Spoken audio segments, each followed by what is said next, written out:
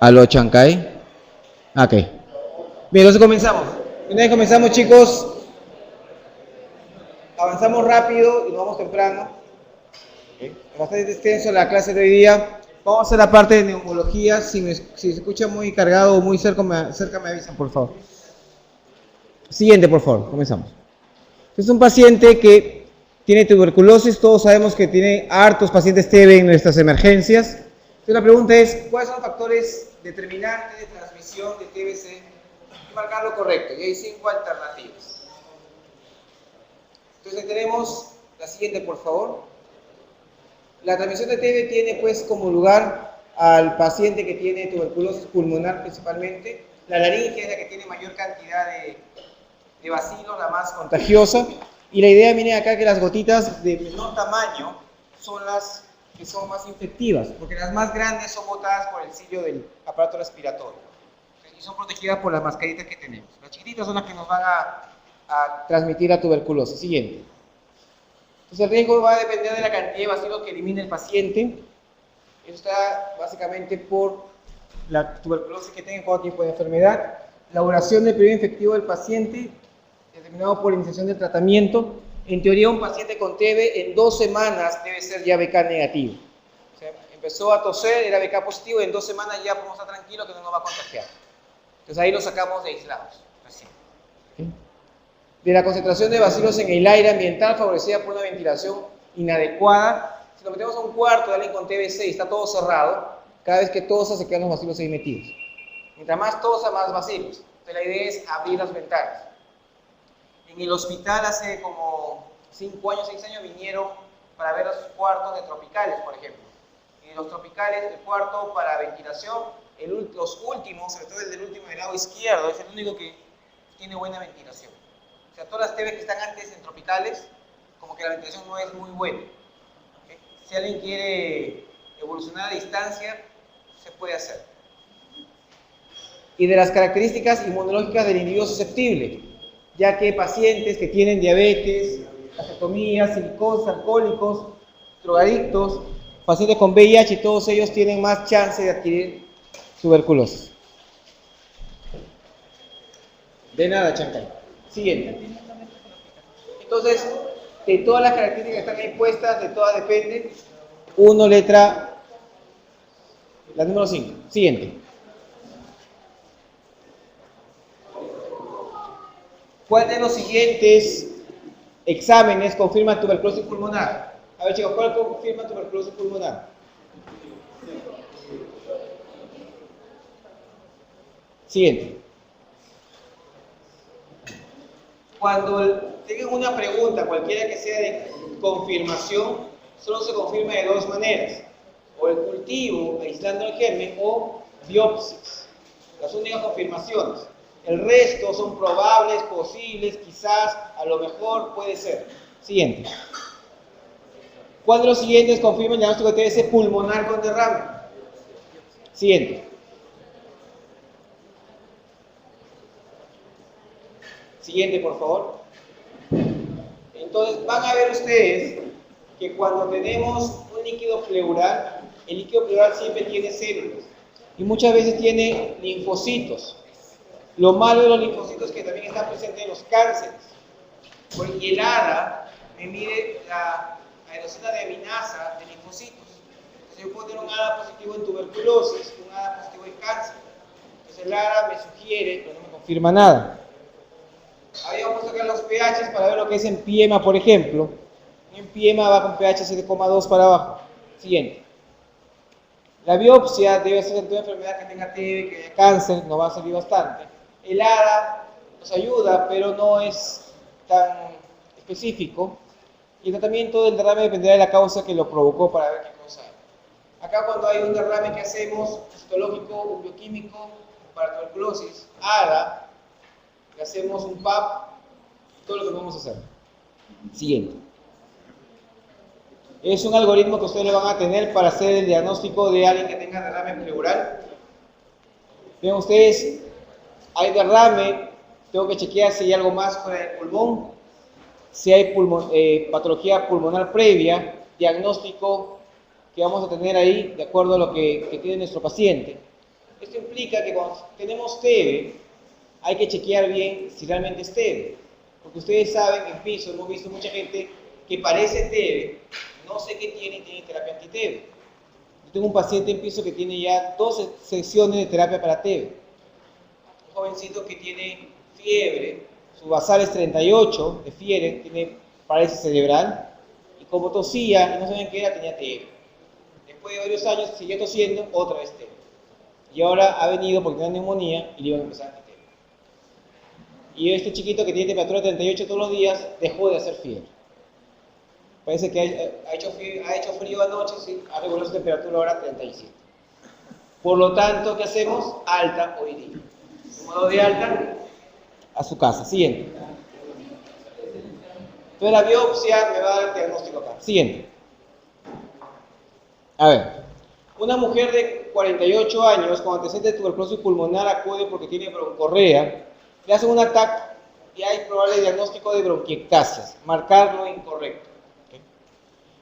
En el Perú se asocia mayormente a tuberculosis. El EPOC está asociado a bronquiectasias en etapas avanzadas. La fibrosis quística es la principal causa de las formas severas. El uso frecuente de antibióticos se asocia a resistencia. Y hay estudios que demuestran que los aminoglicosidos inhalados detienen la progresión de la enfermedad en fibrosis quística. Para ustedes, ¿cuáles pueden ser posibles alternativas?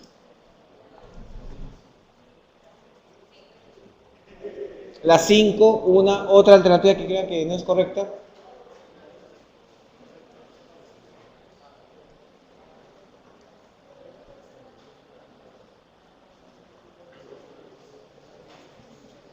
Siguiente, por favor. Bien, todo lo que es bronquiectasia básicamente son dilataciones de la parte bronquial proximal, mayor de 2 milímetros de diámetro, o sea, no hay bronquiectasia en la parte terminal de los alvéolos. Y la principal causa usualmente son infecciones respiratorias virales o bacterianas. Antes se veía pues por sarampión, por tosferina, por varicela y por TB, que todavía se sigue viendo. Y lo demás son puras bacterias, como ven ahí, Staph, Klebsiella, Haemophilus, adenovirus, influenza, etc. Siguiente. Y ven todas las infecciones que pueden haber para bronquiectasias localizadas. En teoría, alguien podría estar haciendo bronquiectasias por gripes continuas. ¿Okay? Pero usualmente la mayoría de nosotros no las visualizamos, no hacemos ningún chequeo. Y cuando vemos bronquiectasias básicamente son por tuberculosis o enfermedades pulmonares crónicas. La gente con fibrosis quística tiene bronquiectasias quísticas. Gente que tiene TB tiene bronquiectasias terminales como la que vamos a ver siempre en las placas, y así sucesivamente. El cáncer también puede causar bronquiectasias. El cáncer endobronquial, que es el carcinoma pulmonar, es el que más nos va a dar. Tumores como los carcinoides también nos puede dar bronquiectasias, etc. Siguiente. Esta presentación la pueden bajar del DVD, no hay ningún problema. Algunas sustancias tóxicas pueden causar, como por ejemplo amoníaco, heroína, también pueden causar bronquiectasias si son aspiradas constantemente, continuamente. Siguiente. Y extrapulmonar, otras enfermedades que también comprometen el pulmón, está fibrosis quística, VIH puede dar bronquiectasias, la gente que tiene aspergilosis broncopulmonar alérgica también me da bronquiectasias, o sea, todo me puede dar bronquiectasias, todo lo que vea pulmón. Siguiente. ¿Qué hace la gente con bronquiectasias? Siempre tose y siempre tiene expectoración. Entonces, ¿cuándo me voy a asustar? Cuando la expectoración cambie de color. Entonces, la gente cuando viene a la emergencia, ¿qué dice ustedes? Doctor, estoy tosiendo verde hace una semana y llega acá respirando pues 30 por minuto. Si hubiera venido hace una semana cuando su flema blanca se convirtió en amarillenta, media verdosa, con amoxicilina vía oral suficiente para tratarlos. Pero la gente llega usualmente en estadios bastante avanzados. Cuando uno menciona, pregunta examen, ¿cuál es la causa principal de hemoptisis? La respuesta es bronquiectasias. Y la causa más probable de bronquiectasias, TB. ¿Okay? Que no es lo mismo. Hay una... Pon la siguiente, por favor. Una más. ¿La placa? No, para acá. Vamos a la placa. Anterior. Hay unas placas de todas las que mencionan. La bronquiectasia se ve usualmente en una tomografía como algo lineal, pero también se puede ver redondito, como cuando uno tiene un anillo con una piedra, como anillo en sello. Se puede ver también las lesiones. Y el tratamiento, usualmente lo que dice la literatura, es darle, por ejemplo, AMPI, amoxi, amoxiclavulánico, cefuroxime y cefaclor, cosa que no usamos mucho acá, porque la gente no viene inicialmente cuando empieza con la broncorrea. Dan cipro cuando se piensa en pseudomonas, y acá lo que damos es ceftacipro. ¿Por qué damos ceftacipro? Por las posibilidades de pseudomonas que están metiéndose ahí. Pseudomonas siempre se trata con 2 antibióticos, no con 1. Le damos ceftacifloxacin. Si el paciente viniese el primer día, amoxi suficiente, cada 8 horas. Si no quiere, le dan amoxi de 850 2 veces al día. Más fácil. Siguiente. En la fibrosis quística, para pregunta de examen, básicamente es que es una enfermedad autosómica recesiva y pseudomonas es la que más predomina en fibrosis quística. Que siempre le preguntan, paciente con fibrosis quística, ¿qué voy a cubrir? Pseudomonas. Es lo más frecuente. Siguiente. Es un estudio en el cual trabajan con aminoglicósidos y lo que hacen es que el aminoglicósido ayuda un montón, bastante, para bajar las exacerbaciones. O sea, profilaxis con aminoglicósidos, el paciente tiene menos exacerbaciones. Siguiente. La respuesta es la última, porque decía que los aminoglicósidos detienen la progresión de la enfermedad. Solamente lo que está haciendo es bajar a un tipo de exacerbación, pero la enfermedad sigue ahí. Tiene nada que ver con detener la bronquiectasia. Siguiente. En una crisis asmática, el mejor parámetro para valorar el grado de obstrucción bronquial y severidad de la enfermedad es taquipnia, taquicardia, sibilancias, gasometría, placa de tórax. Viene un paciente así, respirando con la justa. ¿Y qué es lo que me dice este paciente? ¿Cuál de esas 5 alternativas me dice este está bastante obstruido y tiene una enfermedad severa?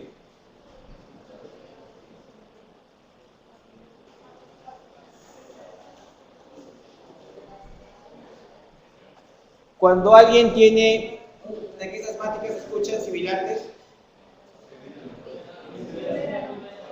Muy severa, no. Muy severa, toraxilento. Entonces, sibilancias, no me sirven. Que esté taquipneico, puede estar ansioso. Y cuando está muy severo, está muy taquipneico, ya no, más está cansándose ya. Perfecto. Taquicárdico, todos son taquicárdicos. Placa de tórax, puede ser normal la placa incluso. ¿Okay? Siguiente.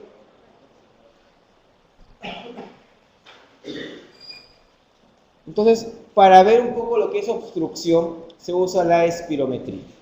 En la espirometría van a haber montones de parámetros, donde el parámetro que más se utiliza para preguntas es el BEF, el volumen expirado en forma forzada en el primer segundo, el BEF1. Entonces, este BEF1, cuando el paciente le pone su broncodilatador y mejora hasta 15%, ese paciente tiene un patrón obstructivo. ¿Okay? Siguiente, por favor. Entonces, el BF1, el volumen expiratorio forzado en el primer segundo, refleja realmente el grado de obstrucción. Porque si el paciente está con mucho broncoespasmo, voy a botar, no voy a botar todo el aire. Entonces, boto menos aire. Entonces, no puedo botar mucho aire, entonces le pongo el broncodilatador y mejora. Entonces, el BF1 es el que más me ayuda en una espirometría. Otro parámetro que menciona es que el BF1 sea inferior al 80% del parámetro normal para esa edad. Entonces, si le toman el BF1 y ven que el valor con respecto al teórico de esa edad está más bajo, menos del 80%, ese tiene un patrón obstructivo. Entonces, un BF1 menor del 80% de lo normal, obstructivo. una mejoría del BEF1 más de 15% es un patrón obstructivo, con broncodilatadores. Es suficiente aprenderse esos dos y el resto no tiene nada que ver con eso. O sea, si no mejora, no es obstructivo. Entonces, ¿qué es? Restrictivo. Se acabó la neumología.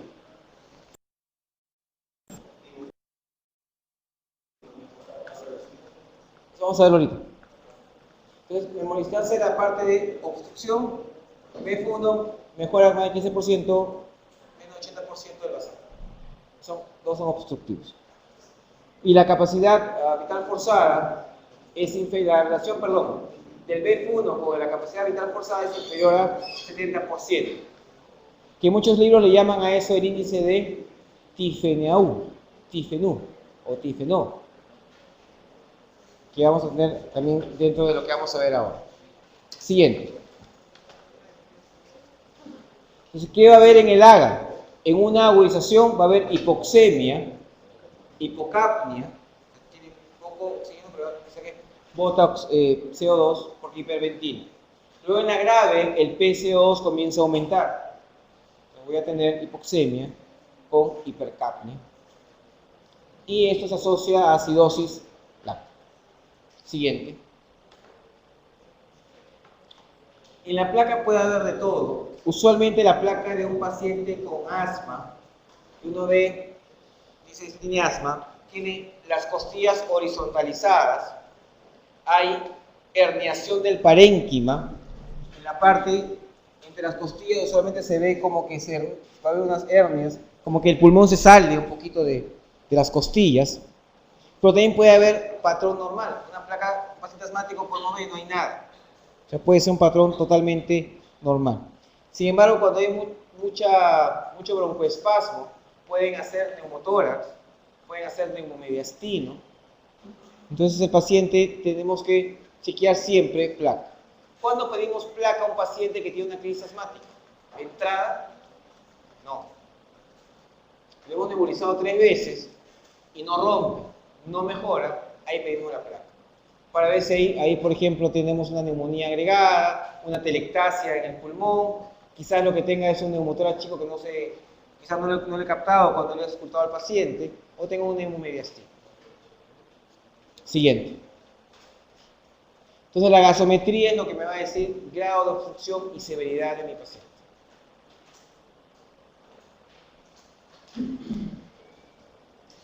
Por eso que ustedes van a ver cuando alguien está con una crisis asmática severa, ¿qué hace? Su placa y sus gases. Las dos cosas. Como ya se quedó, ya nos queseamos, hacemos todo bien. Siguiente, por favor.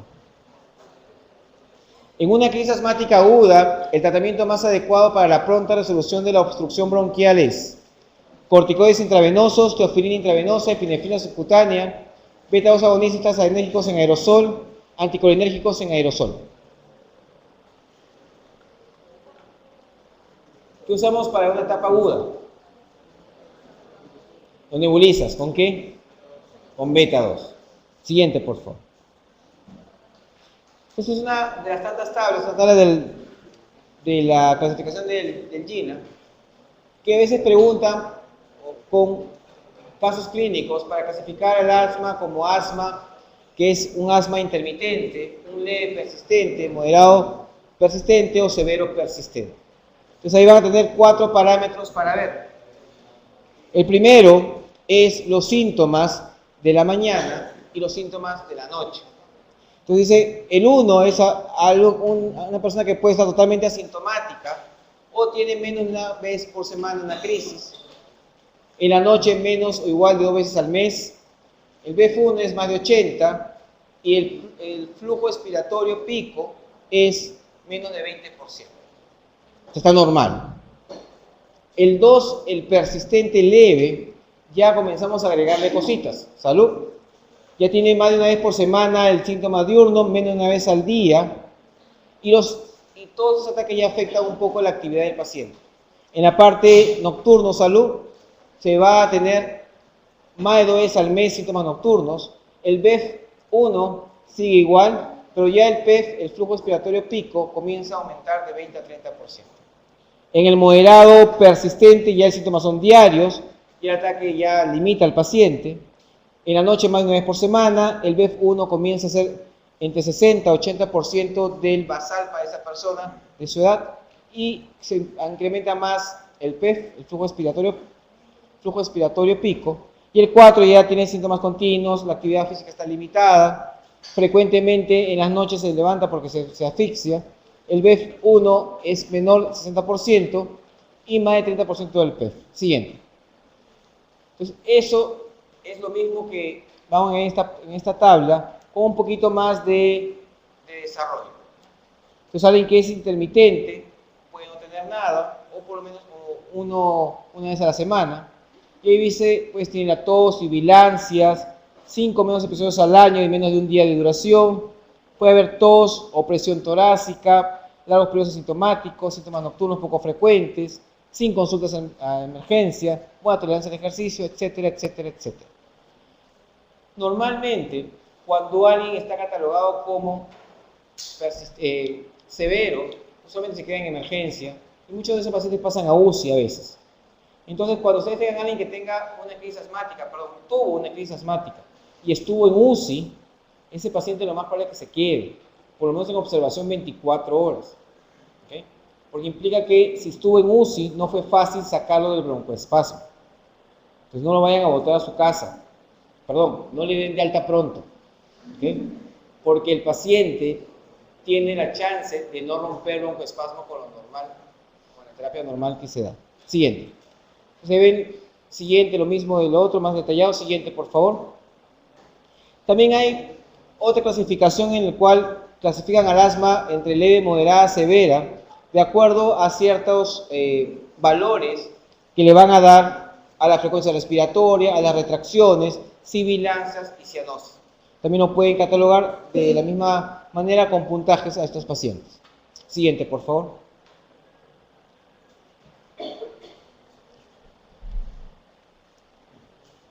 A ver, pon el siguiente que no te se ve más.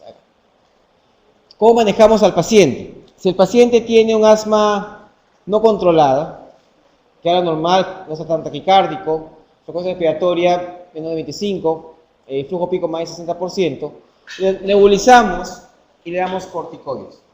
¿Okay? Usualmente, si no damos corticoides, no nos va a ayudar mucho a veces solamente darle beta 2, porque el paciente asmático tiene dos cosas, el broncoespasmo y la inflamación del bronquio. Entonces hay que desinflamar el bronquio y hay que sacarlo del broncoespasmo. Le continuamos, mejora el flujo respiratorio pico, seguimos con el corticoide, le damos esteroides inhalados cada 12 horas y beta 2 cada 4. Esto se usa mucho en pediatría, lo que yo pediatría en Cayetano, que es la famosa receta. Cada 4 horas por una semana, luego cada 6 horas la segunda semana. Y lo mandamos al consultorio de neumología o al programa de asma. ¿Okay? Antes de un programa de asma, igual te manden la neumología y habrá un programa de asma. Y con corticoides inhalados cada 12 horas. Siguiente. Una anterior.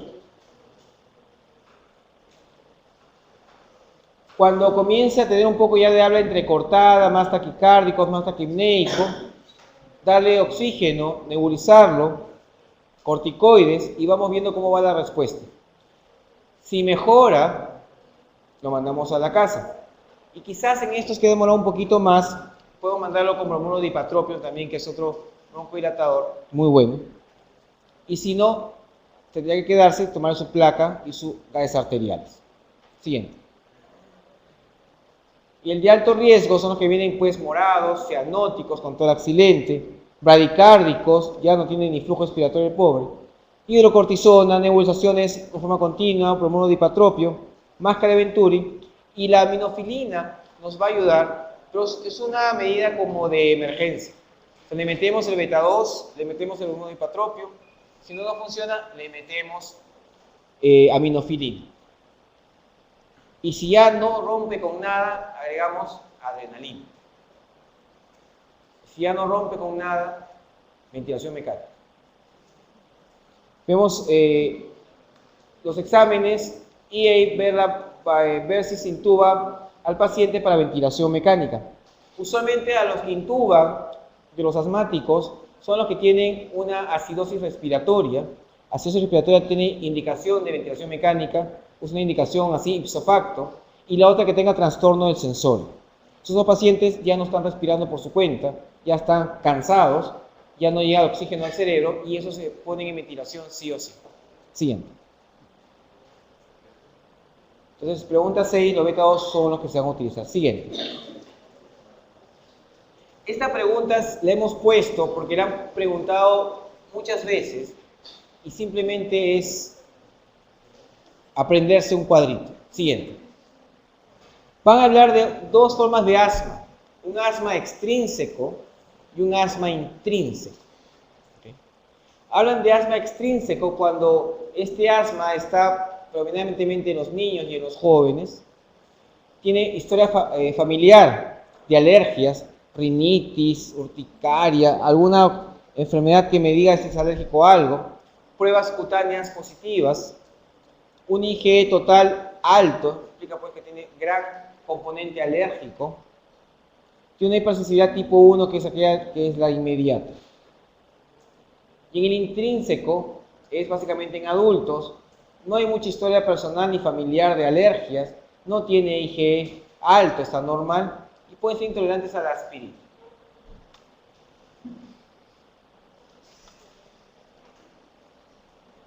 Esa es la clasificación y así es la forma como lo separa.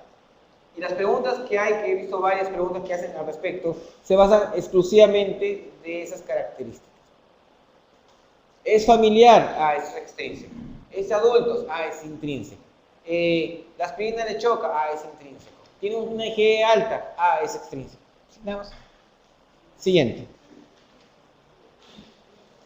La hipersensibilidad tipo 1 es la alergia inmediata en la cual tenemos anafilaxia, los asmáticos y la atopía, y es la que tiene IgE incremental. Entonces, un paciente que tenga un asma extrínseco tiene bastante componente de hiperreactividad o hipersensibilidad. Vamos a ver. Siguiente. Entonces, ya, el asma extrínseco está mediado generalmente por una reacción inmunológica semi-retardada. Es lo correcto. O sea, no, porque es una reacción inmunológica inmediata, que es la tipo 1. El intrínseco presenta en la mayoría de los casos una elevación importante de la IgE, no, es el extrínseco. El asma extrínseco no suele tener en la familia miembros con alguna enfermedad alérgica, eso es falso porque sí lo tiene. En el asma intrínseco pueden tener intolerancia a la aspirina, eso es cierto.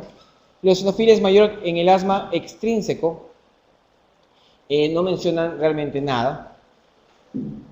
Que no, pero debería, porque en teoría si tenemos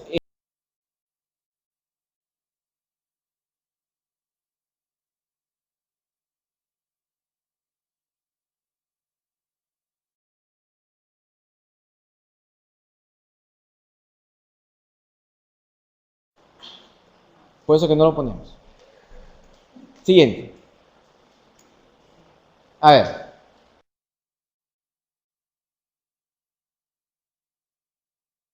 Intolerantes a la aspirina.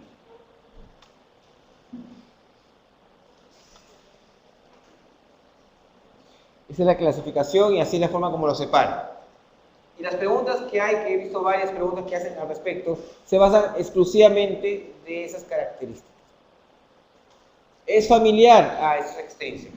¿Es de adultos? Ah, es intrínseco. ¿La aspirina le choca? Ah, es intrínseco. ¿Tiene una IgE alta? Ah, es extrínseco. Nada más. Siguiente. La hipersensibilidad tipo 1 es la alergia inmediata en la cual tenemos anafilaxia, los asmáticos y la atopía, y es la que tiene IgE incremental. Entonces, un paciente que tenga un asma extrínseco tiene bastante componente de hiperreactividad o hipersensibilidad. Vamos a ver. Siguiente. Entonces, ya, el asma extrínseco está mediado generalmente por una reacción inmunológica semi-retardada. Es lo correcto. O sea, no, porque es una reacción inmunológica inmediata, que es la tipo 1. El intrínseco presenta en la mayoría de los casos una elevación importante de la IgE, no, es el extrínseco. El asma extrínseco no suele tener en la familia miembros con alguna enfermedad alérgica, eso es falso porque sí lo tiene. En el asma intrínseco pueden tener intolerancia a la aspirina, eso es cierto. La eosinofilia es mayor en el asma extrínseco, No mencionan realmente nada. Así que no. Pero debería. Porque en teoría, si tenemos un componente alérgico importante, debería haber. Pero no lo menciona. Por eso que no lo ponemos. Siguiente. A ver. En cuanto a tratamiento de asma, ¿qué cosa no es correcto? A ver. Dice, salmeterol y formoterol son útiles en el asma nocturno. La teofilina puede ser modificado sus niveles en la sangre por muchas situaciones y esto puede producir efectos secundarios notables. En los pacientes se asocian enfermedades cardíacas, por lo tanto no se puede utilizar beta-adrenérgicos. En la embarazada los fármacos utilizados son los convencionales. La mejoría de los corticoides inhalados puede tardar hasta una semana en producirse.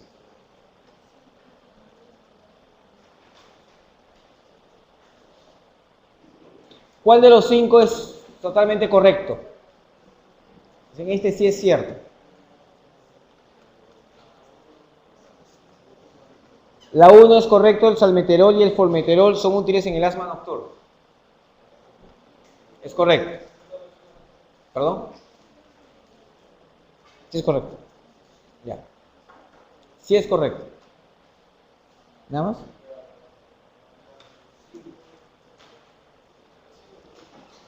A ver, la 3 dice, en los pacientes que asocian enfermedad cardíaca no se puede utilizar beta-adrenérgicos. Hemos visto que sí se va a poder, solamente que modificamos un poco las dosis por la taquicardia que pueden ocasionar. Y es, claro, somos más selectivos y se usan más los inhaladores. Eso es correcto. Una embarazada podemos darle todas esas cosas que se usan normalmente. ¿Puedo meter corticoide a la embarazada? Sí. ¿Perdón? En la 3 dice no se pueden utilizar, sí se pueden. Claro. Siguiente. Esa es la falsa, sí se puede. Como decimos, bajamos la dosis y son más selectivos. Siguiente. En la neumonía neumocócica en la comunidad.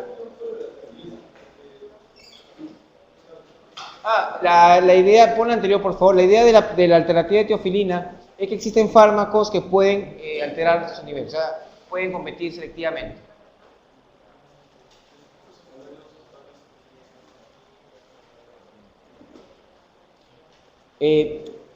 Hay fármacos que podrían bloquear la enzima que... No, está mal dicho, está bien. Pueden bloquear la enzima que metaboliza la teofilina, de tal manera que la teofilina puede quedarse en dosis altas. Y eso es lo que puede causar. Siguiente. A ver, preguntas como esta van a venir. Y ustedes van a ver que en esta pregunta dice, neumonía de la comunidad, ponen cipro, genta, CAF, tetraciclina y penicilina. Entonces, ¿qué hacemos con esta pregunta?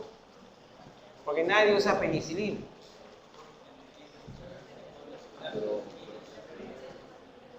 A ver, siguiente.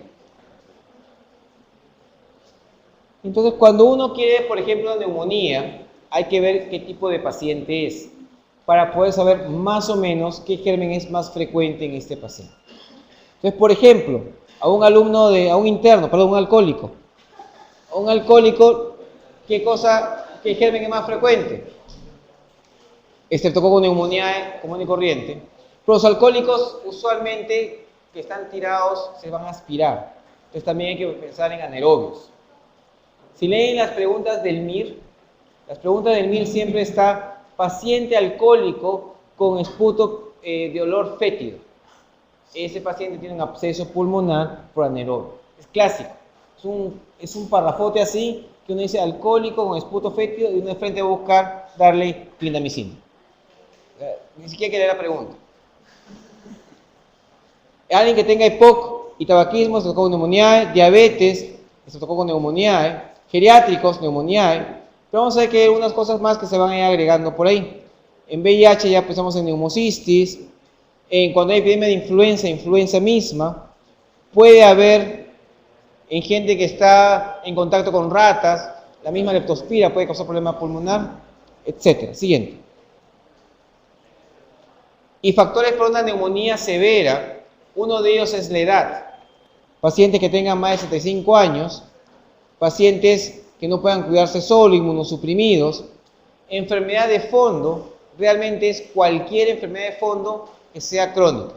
Falla hepática crónica, falla renal crónica, insuficiencia cardíaca que es crónico. Todos esos tienen problemas de fondo para poder tener compromiso severo de neumonía. Datos físicos que ven acá. Cuando alguien respira más de 30, nunca hay que darle de comer.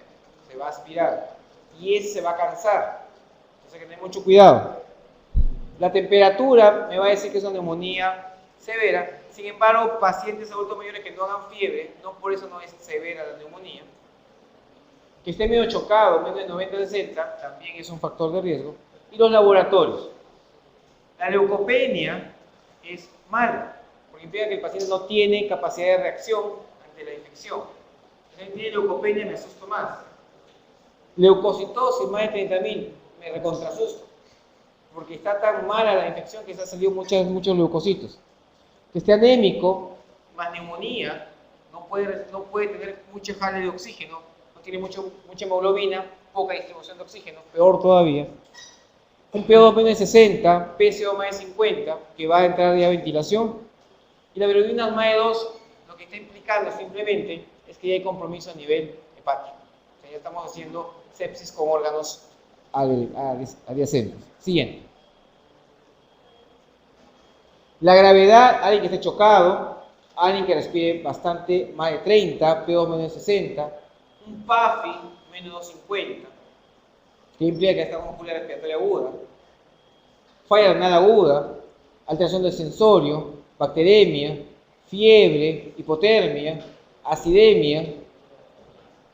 Una radiografía que yo tenga más de un lóbulo comprometido, uno se queda y dos probablemente entre en la UCI. Está recontra mal el paciente. Y como vemos ahí, anemia, leucopenia, urea alta, implica que falla renal, sodio bajo, glucosa alta, albúmina baja. Me dice, pues, que este paciente tiene algún tipo de inmunocompromiso, puede ser diabético, puede ser falla renal, puede ser hepatópata, de tal manera que más problemas. Siguiente. Entonces, algunos algoritmos que pueden haber es alguien que estuvo sano, nunca tomó nada, y viene con neumonía, le puede tener un macrólido. El macrólido cubre gram positivos y cubre atípicos. Y ahí está acitromicina y claritromicina. Eritro no se usa mucho porque tiene un sabor a cuchara, un sabor a metal. La gente no lo va a tomar y es cada 6 horas. Por más que la guía diga que van a dar eritromicina, no lo van a tomar. Acitro es una buena alternativa. Acitromicina, sobre todo si pienso que más es atípico, más que un gram positivo. Y claritro sí que es más gram positivo que un atípico. Sin embargo, actualmente tenemos ahorita muchas infecciones respiratorias que dejan tos por lo menos 2 semanas, 3 semanas, 4 semanas. Entonces, si ustedes le dan acitro a alguien, en 3 días está cachete, está muy bien, pero la tos le persiste. Entonces son malos médicos porque no me han curado mi tos. Si le dan claritro, que son 5 a 7 días, el paciente al ver el 5.º día, su tos está un poco menos fuerte y son mejores médicos. ¿Okay? Entonces hay gente que usted depende cómo lo van a manejar para darle acitro o claritro. Acitro es más caro, claritro es más cómodo. O doxiciclina. Es una muy buena alternativa también para neumonía de la comunidad, doxiciclina por vía oral. Si tomó ya algo antes, le damos una fluorquinolona respiratoria. Entonces, ahí usamos mucho levofloxacina. Si pensamos que se puede haber aspirado un poquito, damos moxifloxacina, porque moxi es la única quinolona que cubre anaerobios. Le podemos darle moxi, que es el Avilox famoso, a un paciente, pues un viejito que está con neumonía en la casa y que se aspiró el pobre viejito. Que tose así más o menos. O le podemos dar acitro más amoxi a altas dosis o claritro más amoxiclavulánico a altas dosis. Siguiente. Y en las guías usualmente lo que hay que encontrar es siempre dar los aminoglicósidos más fluorquinolonas respiratorias. Y acá mucho cuidado porque muchos colegas periféricos, como la ciprofloxacina, es una quinolona, para una neumonía dejan ciprofloxacina, porque es quinolona, pues. Y es más barata una cipro que una levo, entonces le dejan cipro. Y a los 2 o 3 días el paciente está un poco mejor, porque lo que tiene es TB, y la cipro le fue manejando de la TB. Cuando llega viene pues con toda la mila en los 2 pulmones. O sea, mucho cuidado con los manejos. Igual las fluorquinolonas siguen haciendo buenas alternativas, más los macrólidos y beta-lactámicos.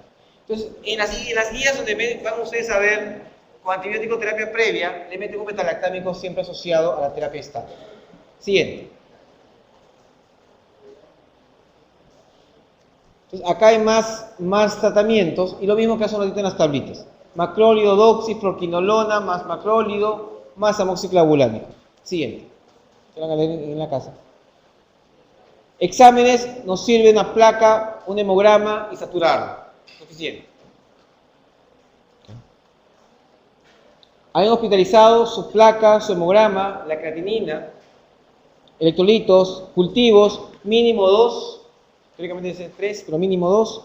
Cultivo de esputo es muy relativo, porque el esputo tiene que tener cierta característica para ser bueno. ¿Okay? Y acá ya les expliqué a ustedes qué hace la gente cuando tose, ¿no? Está muriendo. Así que un escándalo, le dan el frasquito y ¿qué hace?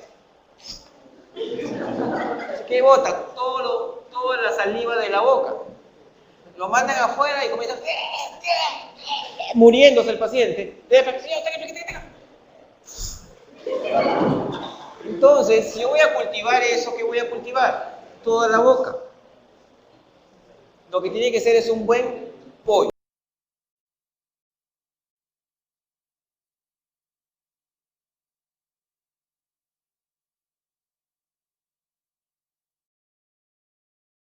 Señora, bote del alma, le dicen, bote todo lo del alma.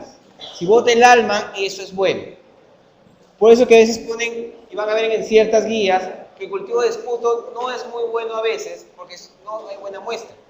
En abuelitos de lugares de residencias, en asilos, muchos abuelitos están colonizados en la boca por cándida, aspergillus en la boca, y de repente tose, o le sacan de limpio con una gasa, y crece cualquier cosa. Y están con itraconazol, con 100.000 cosas, y el abuelo sigue igual de mal y no tiene esas enfermedades. El grande esputo también es una buena muestra, toracocentesis y serología que debería hacerse para enfermedades virales y para gérmenes atípicos que vamos a ver en un ratito. Nunca antes se daba medicación en la neumonía para influenza. La indicación de dar una medicación para influenza es que influenza esté presente en la comunidad. Por eso que ninguno de ustedes en su vida, cuando ha tomado una gripe, nadie ha tomado Tamiflu, nadie. ¿Por qué? Porque no hay indicación. Si no hay una buena cantidad de influenza en la zona, no se da. Ahora con la pandemia del H1N1, sí hemos tenido que dar, porque ya estaba en la comunidad. Entonces, ahora si alguien tiene una neumonía severa, ya en la cabeza también ya tengo influenza metida, porque está en la comunidad. Entonces, ahora sí ya cambia la forma. Porque mucha gente dice, ¿por qué no le daban antes? Porque no había indicación. Siguiente. Los pueden estratificar los pacientes con neumonía en 4 tipos. Uno que no tiene ningún tipo de enfermedad, se puede a su casa. Alguien con EPOC, IC6 y otros factores modificables se deberían quedar en observación por lo menos 24 horas, nada más.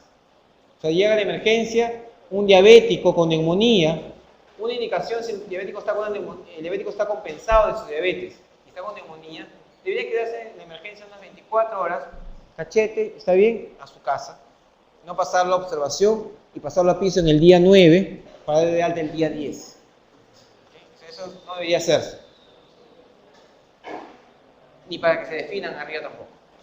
Un tipo 3, alguien que se hospitaliza, no en UCI, en el hospital, con una enfermedad cardiopulmonar o factor modificable, sin otros factores, pero que sea un poco más crítico. Y el tipo 4 se hospitaliza en la unidad de cuidados intensivos. Siguiente.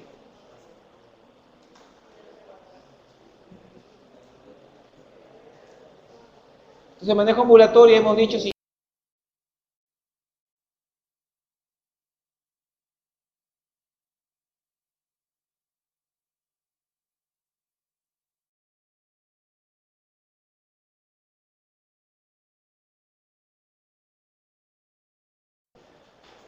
Siguiente, ya eso hemos visto ya. Siguiente. La anterior.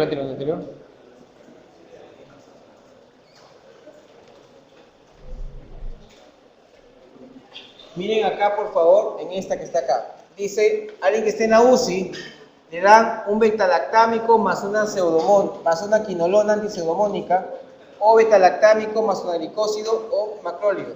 Y acá está nuevamente la piperacilina famosa. Pipetazo es una penicilina antipseudomónica.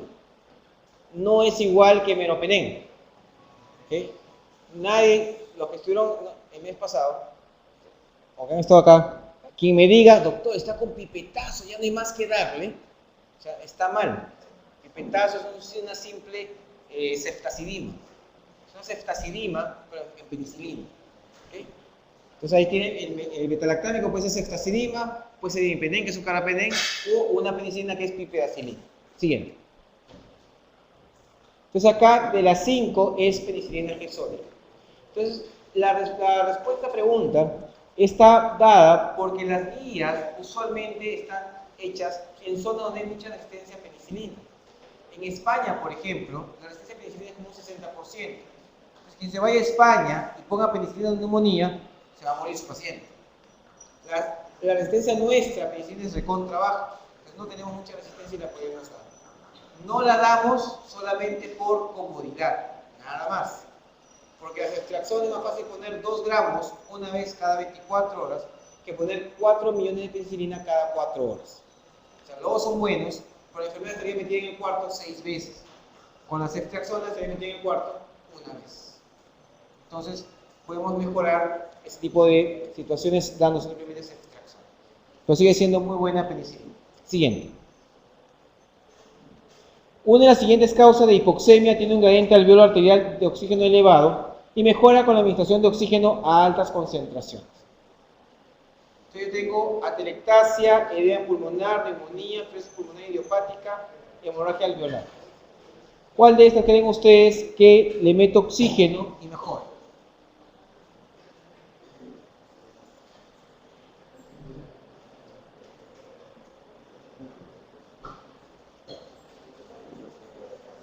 Si la atelectasia le mete oxígeno, ¿mejora mucho?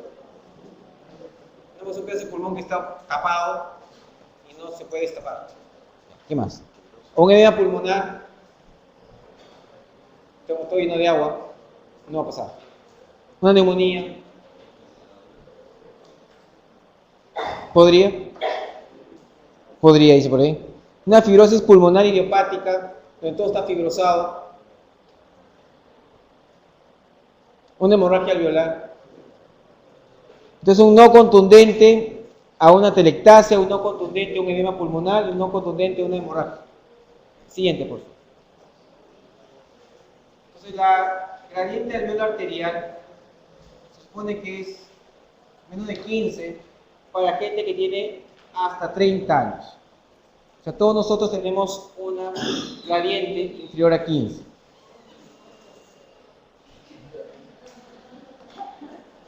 Si alguien mayor de 30, bueno, si alguien mayor de 30, hay que aumentarle 3 milímetros por cada 10 años por encima de esa edad.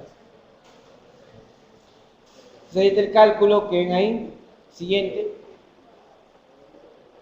Entonces, línea aguda con gradiente alveolar arterial aumentado, hay que chequear el PCO2, hay que ver si la presión de oxígeno con objeto comprobar si la mejoría o no del PO2 y una placa para chequear. Entonces, en el aumento del PO2 en este concepto supone que subió el PCO2, el paciente está hipoventilando. Puede ser por fármacos o puede ser también que exista otro tipo de enfermedades como el tétanos u otras cosas más. Si no aumenta la gradiente, puede estar habiendo otro tipo de mecanismo como cortocircuito arteriovenoso discordante. Esta neumonía, edema de pulmón, etcétera, que sí aumenta el gradiente alveolo arterial. Las consideraciones son similares para las observadas cuando no aumenta la PCO2. Implica entonces que yo puedo tener enfermedades pulmonares donde no aumenta la gradiente y otros donde sí aumenta la gradiente, como es en la neumonía, edema agudo de pulmón, etc. Siguiente. En teoría, de las 5, el edema y la hemorragia están cubriendo todo el espacio pulmonar donde no puede entrar oxígeno. Entonces, por ahí no va a haber nada. En la parte de neumonía tenemos una zona que no está funcionando, pero el resto sí está funcionando. Entonces podríamos aumentar el oxígeno para que el resto sí esté haciendo la función mayor de la parte que está afectada. Siguiente. En un inmunocompetente con neumonía en la comunidad, ¿cuál es lo más frecuente? Klebsiella, Haemophilus, Mycoplasma, Strepto o Staphylo. Strepto, siguiente. Entonces en la comunidad tenemos Strepto. Haemophilus es otro germen frecuente, sobre todo Haemophilus, influenza E, contra E, en viejitos y en niños, en los dos extremos. Los atípicos está Mycoplasma, Staph aureus, no es mucha cantidad, gram negativos, mucho menos, sobre todo gram negativos son más hospitalarios o en casa de reposo, y los virus podrían estar presentes también hasta un 20%, mayormente en niños y en adultos mayores. Siguiente. Siguiente. En una neumonía por aspiración causada por un microorganismo anaerobio, la terapia antibiótica más eficaz está la siguiente. ¿Qué le colocamos? Siguiente. Esto es fácil. Clindamicina.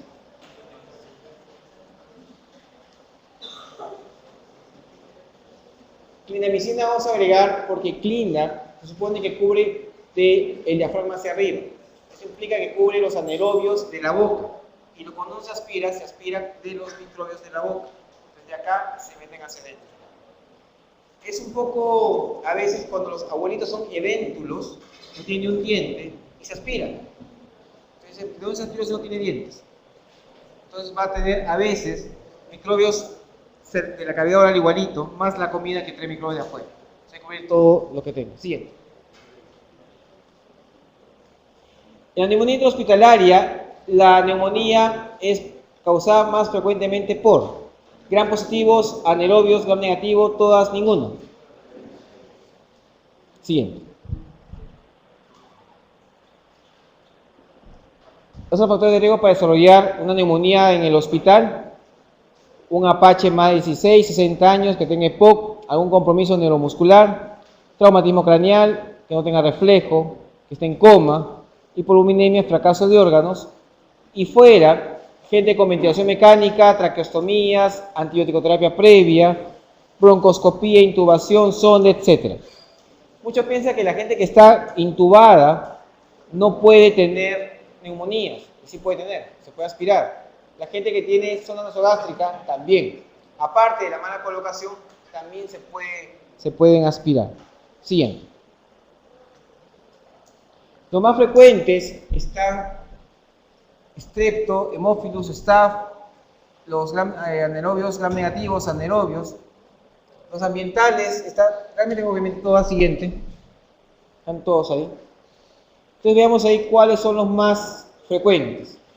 Entonces, si ustedes ven las neumonías tempranas, las comunitarias son por Strepto pneumoniae y Haemophilus influenza, y en más de 5 días, que es lo que usualmente son las nosocomiales, están los bacilos gram negativos con esta Pseudomonas, Enterobacter, E. coli, etc. Y en la parte de abajo mencionan también tempranas y tardías, staph, anaerobios, etc. Siguiente. Entonces, vamos a tener varias cosas y esta pregunta va a depender mucho también de los hospitales. La sepsis más frecuentemente está causada por gram positivos. La sepsis más peligrosa es por gram negativos. Entonces, cuando alguien pregunte, paciente tiene sepsis por E. coli, se puede morir. Por Staph aureus, más frecuente, se puede morir, pero es menos frecuente que se muera. Entonces acá, por ejemplo, dice 75 y 85% son responsables de los gram negativos. O sea, los gram negativos son los que más frecuentemente hay para causar neumonías y 15% por gram positivos. En la mitad no se conocen los gérmenes y en 30% puede haber flora polimicrobiana. Siguiente. Los gram negativos son causantes más frecuentemente de neumonías en los hospitales. En la UCI de Cayetano han hecho un estudio hace 1 año o 2 años y han visto que en su UCI, o sea, la UCI nuestra, las sepsis más frecuentes son por gram negativos en nuestra UCI del hospital. Siguiente. Esta fue una pregunta que pusieron, que pueden poner a veces, y realmente uno dirá, pues, ¿cuál será? Dice, las neumonías nosocomiales adquiridas en el hospital aparecen en. ¿Cuál no es? 10. Perfecto. 10% no es. No. 8. Tampoco. Entonces, 5. Puede ser. 1. Puede ser. Más de 0.05. Ya muy poquito. Entonces estamos entre 1% y 5%. Entonces ahí van a chequear ustedes cuando tengan que champear. Se champea entre los dos. 50% para 1 y 50% para 5%. Siguiente. La neumonía es la segunda causa de infección nosocomial. 15% de las infecciones hospitalarias son por neumonía y a eso le sigue la infección urinaria. 5 o 10 por cada 1000 admisiones son neumonías. Y se considera que de 0.5 a 5% de los egresos hospitalarios han sido también por neumonía. Siguiente. Entonces, lo que más se utiliza es este tipo de datos. Más o menos 10 de cada 1000 admisiones son neumonías. Eso corresponde al 1%. Siguiente. Siguiente. Siguiente.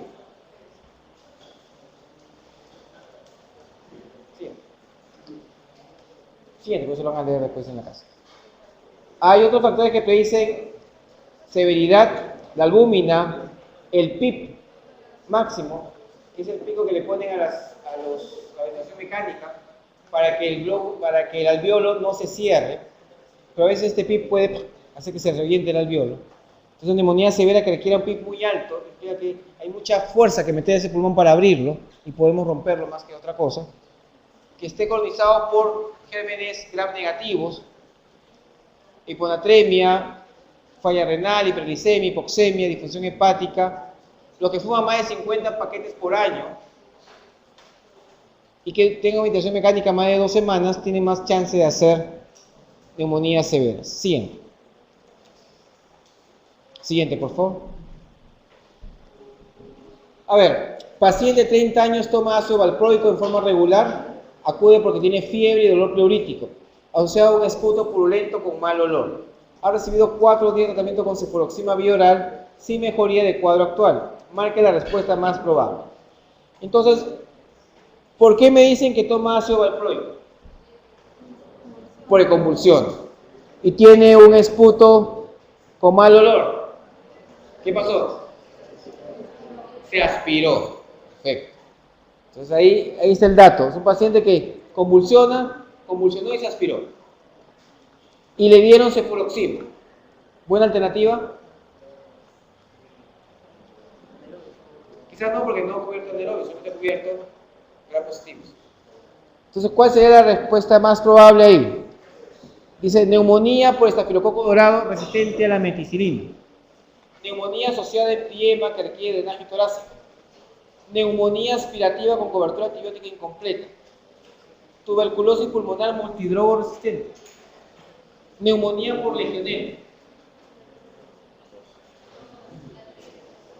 La siguiente, por favor.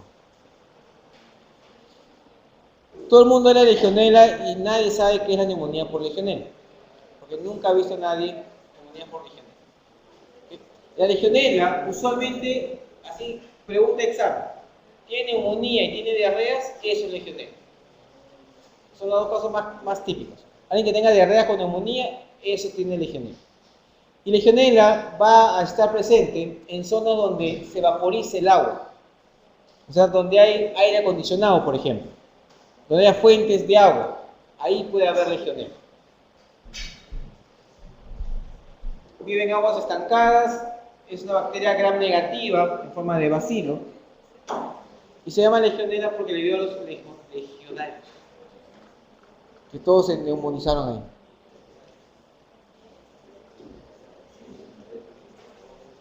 A veces la legionela puede no tener una masa pulmonar o no verse algo pulmonar, solamente tiene fiebre, un compromiso pulmonar muy inespecífico, eso se llama fiebre de Pontiac.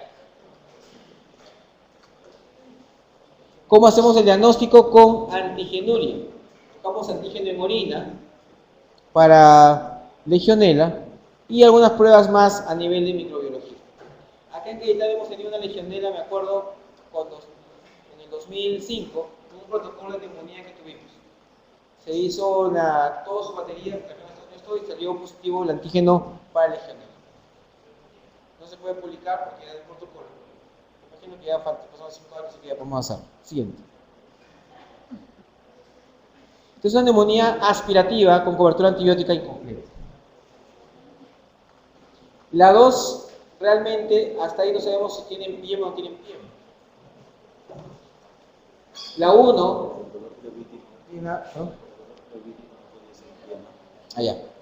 a ver, si tiene fiebre o dolor pleurítico, el dolor pleurítico podría ser piema, no necesariamente, podría ser. ¿Cuál es la triada de neumonía?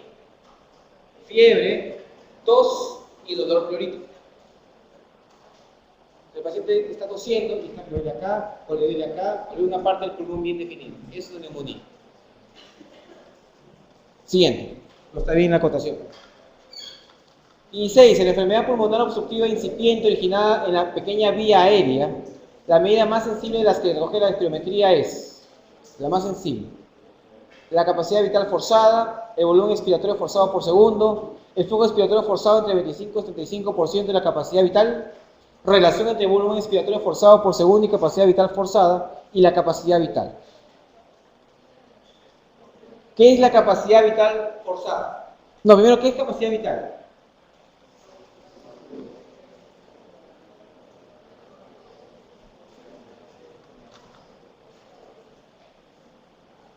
¿Qué es capacidad vital? ¿Cuánto es? Lo que respiro normalmente.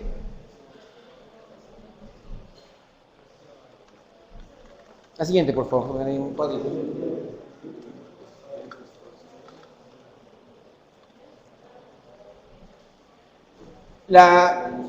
Todo lo que yo puedo respirar, más lo que tengo guardado y todo lo que puedo botar, todo se llama capacidad pulmonar total.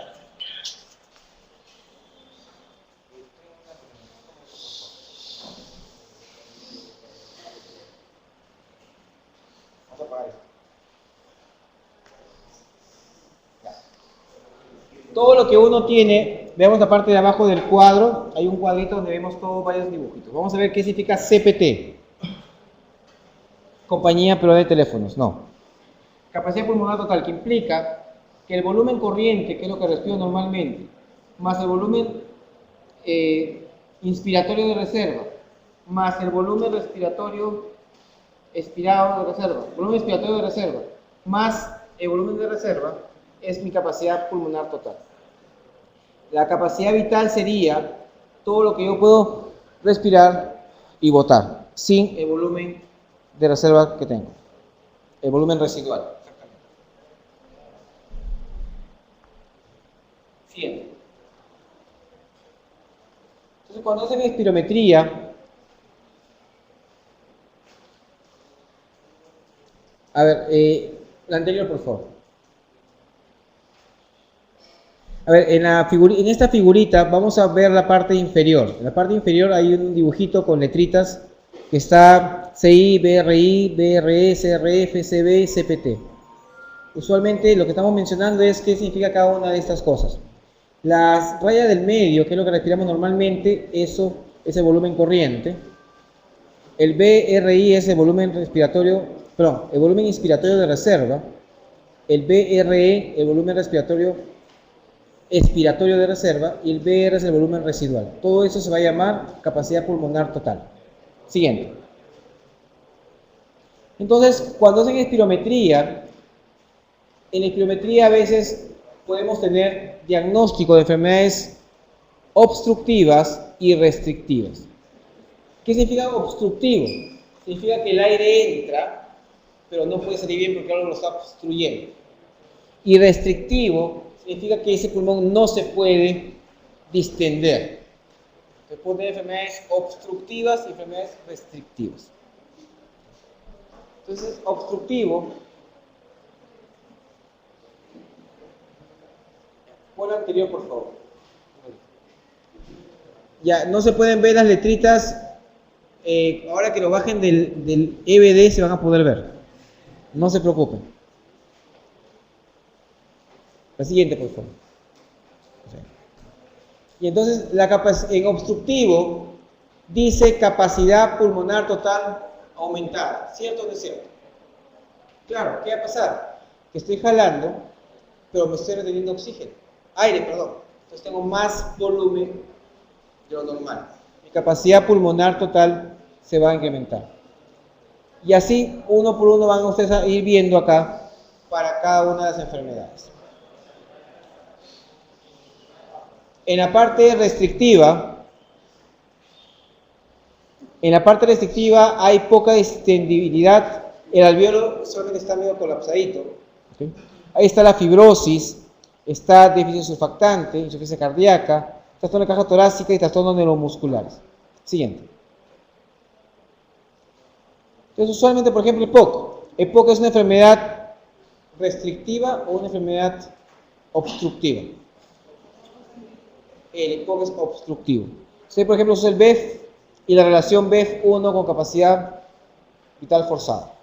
Siguiente.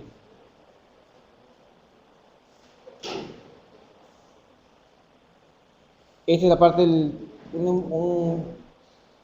la parte normal de un bronquiolo. Siguiente. En el EPOC lo que va a pasar es que el alveolo se va a destruir, y va a haber inflamación y va a haber fibrosis. Siguiente. Entonces acá un poquito para revisar lo que es EPOC, que básicamente lo que es una obstrucción crónica y no es totalmente reversible como si lo es el asma. El principal factor de riesgo para EPOC es el tabaquismo. ¿Okay?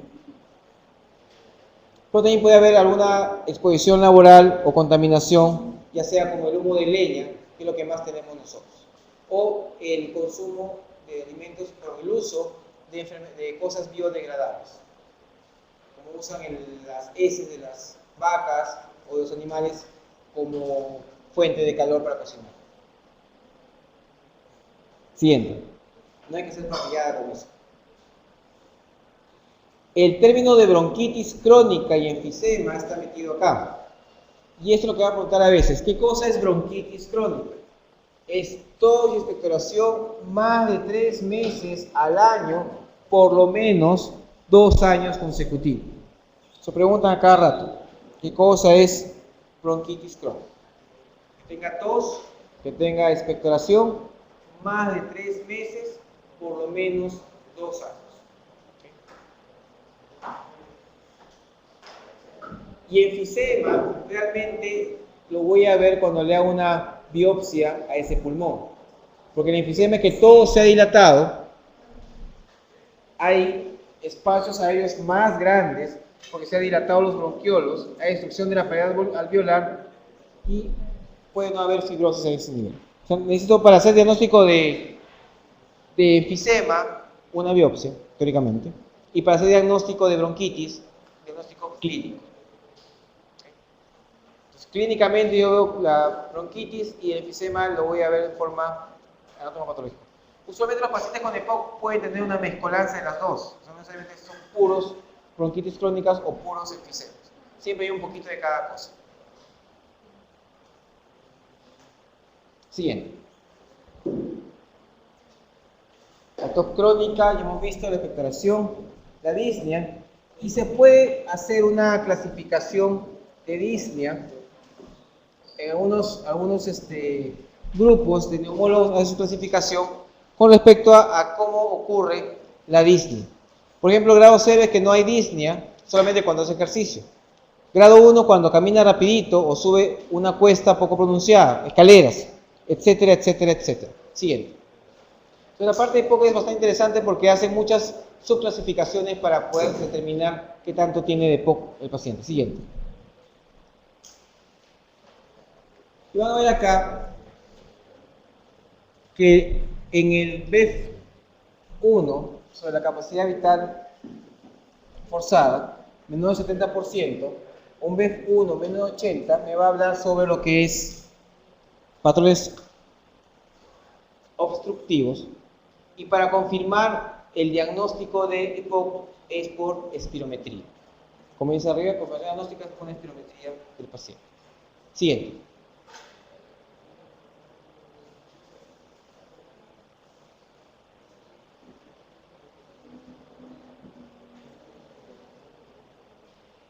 Vamos a hacer espirometría con broncodilatador parecido a un asma bronquial, con una leve mejoría. Su placa de tórax, su electrocardiograma, gasometría.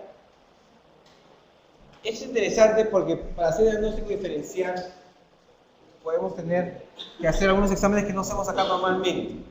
Deficiencia de alfa-1 antitripsina, para chequear que tengamos otro tipo de enfermedades, no lo vamos a hacer. Siguiente.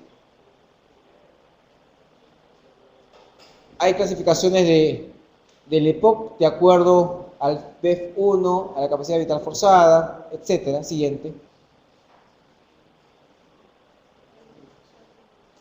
Los pacientes usualmente tienen hipoxemia, PO2 bajo, PCO2 altos, un pH más tirando a la acidez, y acá es cuando vemos a veces que el paciente tiene un PCO2 alto y nadie se asusta, porque el PCO2 alto con pH normal, eso implica que el paciente está viviendo a ese PCO2, lo que se llama la hipercapnia permisiva. Entonces alguien puede venir con PCO2 en 60 y su pH 7.35. Entonces nadie se hace problemas porque ya reseteó su centro de PCO2. Siguiente. La terapia para EPOC ya ustedes la conocen, damos oxígeno, la idea es que tenga un PO2 más de 60 y sature más de 90. Usa broncodilatadores, corticoides, terapia antibiótica y soporte ventilatorio si lo requiere. Recuerden que el PO2 de una persona es igual a ¿cuánto?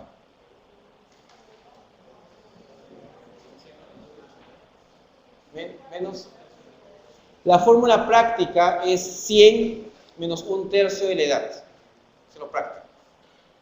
Una de las formulitas es 104 menos 0.27 por la edad. Lo más fácil es 100 menos un tercio de la edad.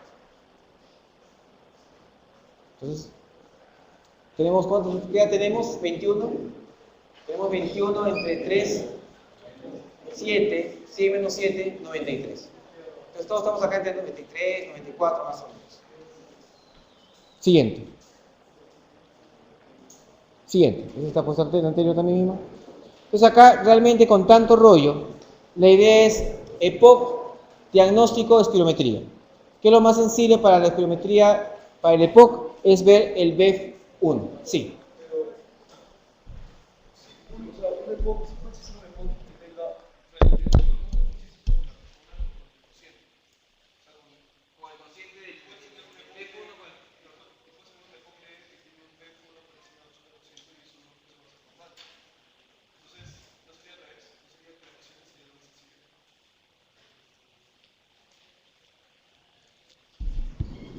Lo que pasa es que si tú tienes un paciente que está normal, tu cociente también va a estar dentro de límites normales.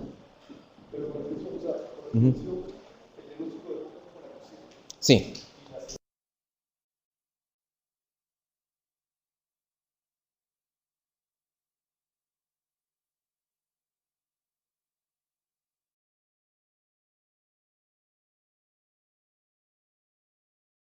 Sí.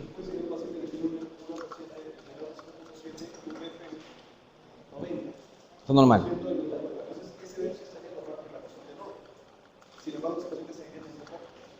Ya. Lo que menciona Sebastián es que la relación sería más diagnóstico que el volumen hipotético. Realmente los dos están asociados realmente. Y es cierto, un BEF en un paciente que está normal puede estar normal también. Perdón, un paciente con EPOC leve puede estar normal y usualmente la relación también puede estar normal. Entonces, la respuesta correcta a esto debería ser las dos cosas. En la pregunta 16, lo que pasa es que el BEF1 en un paciente con EPOC que está sin mayor alteración puede estar dentro de límites normales. Y la relación también podría estar en límites normales. Conforme comienzas a empeorarte un poquito, tu BEF1 con la capacidad vital forzada te ayuda un poco más que el BEF solito. Sí.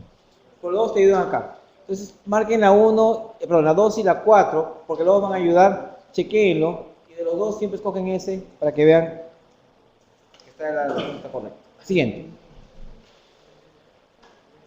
¿En cuál de las siguientes situaciones de hipoxia la diferencia del alveolo arterial de oxígeno puede ser normal? Supone que la gradiente se altera cuando hay algo en el medio. Algo entre el alveolo y el vaso. ¿Cuál de los 5 no tiene algo en el medio que esté obstruyendo? La siguiente, por favor. Esto lo hace un rato siguiente.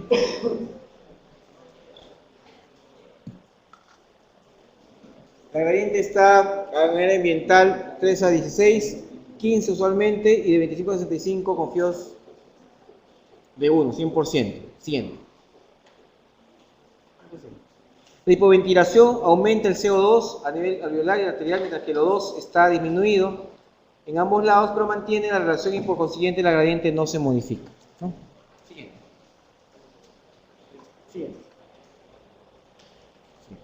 Hay varias cosas que les he puesto para que le den una repasada. Vamos a hacer lo más importante acá. Entonces, no existe una alteración de la diferencia en la hipoventilación alveolar porque no hay nada que se interponga entre el alveolo y el vaso. Siguiente.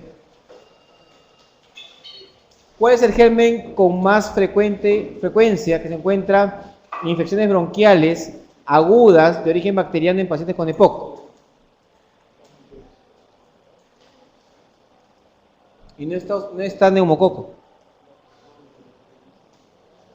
Siguiente.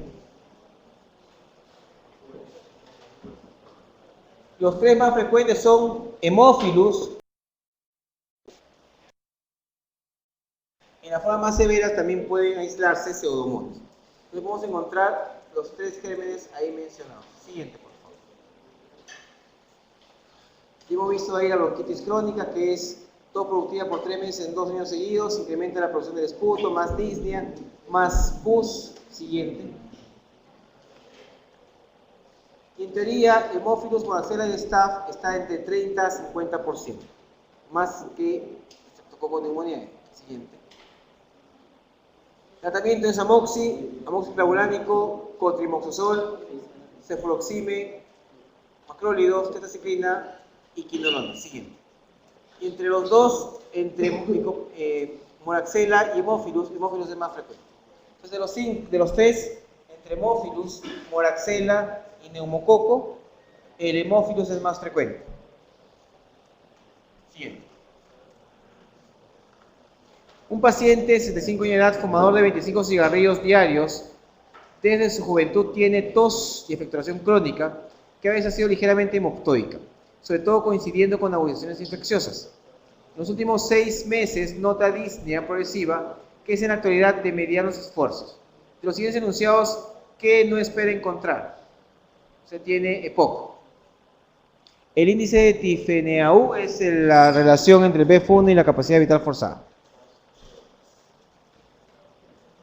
Que algunos mencionan que sí, otros dicen que no, pero en todos los libros mencionan que es eso. El BF1 sobre la capacidad vital forzada.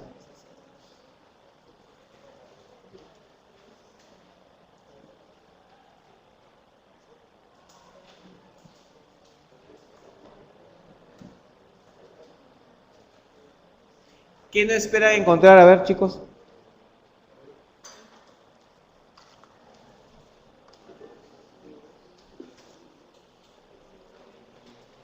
En un EPO, ¿cuánto es la relación menos de 70? 70%.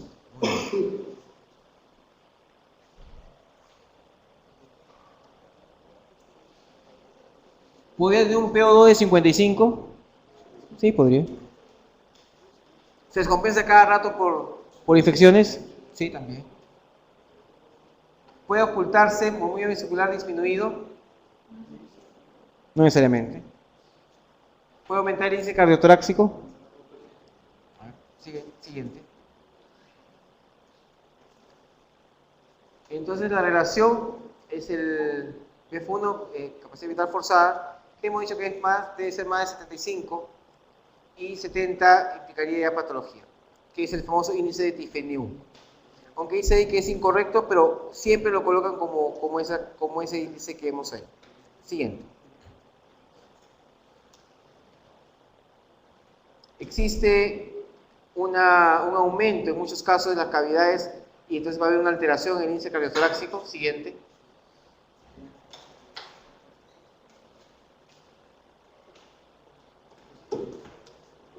La alternativa debe ser la B. Sí, la alternativa está incorrecta, chicos. La alternativa ahí es la letra B. Es auscultación pulmonar con movimiento vesicular disminuido.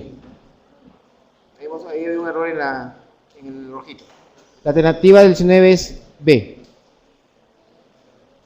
Trabajen a esto 2.8. La alternativa de acá correcto es B. Siguiente.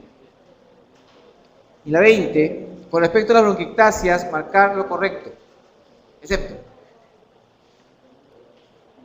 Se han descrito casos relacionados con el amoníaco, bronquiectasias con enfermedad como artritis reumatoidea, colitis ulcerosa y Sjögren. Infección por Mycobacterium avium no se relaciona con bronquiectasias y sin infección por Mycobacterium tuberculosis. La clínica consiste en tos y expectoración purulenta. Puede haber hemorragias masivas.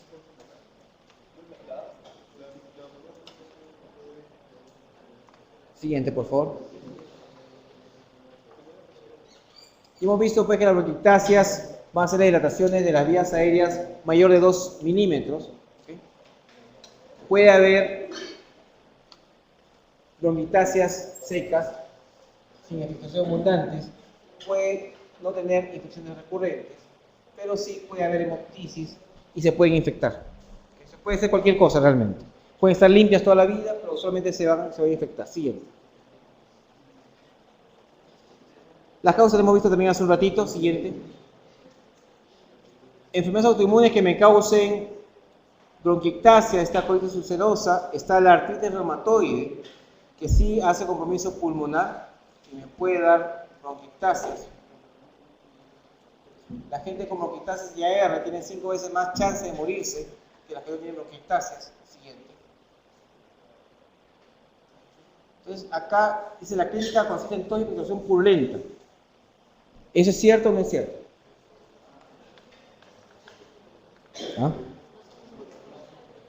Claro, lo clásico es que el paciente tenga, en teoría, lo que dice acá es correcto. Lo correcto es, la clínica consiste, yo tengo bronquiectasias, tengo tos y expectoración seca o expectoración blanquecina. Esa es la clínica usual. Mi clínica no es normalmente expectoración purulenta.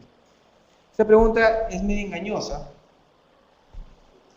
pero ahí dice la clínica usualmente una bronquiectasia común y corriente. La bronquiectasia infectada sí tiene expectoración purulenta.